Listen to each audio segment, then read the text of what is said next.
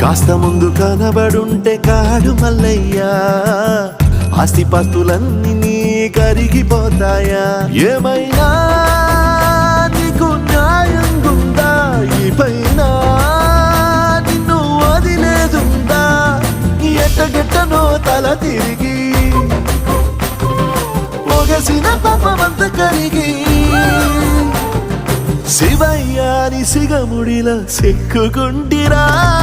బొమ్మని దిలించిన, కసురుతూ కదిలించిన, శూలముతో పొడిచిన, పాములు కరిపించిన, నిన్నొదిలితే నా పేరిక తిన్నడే కాదురా.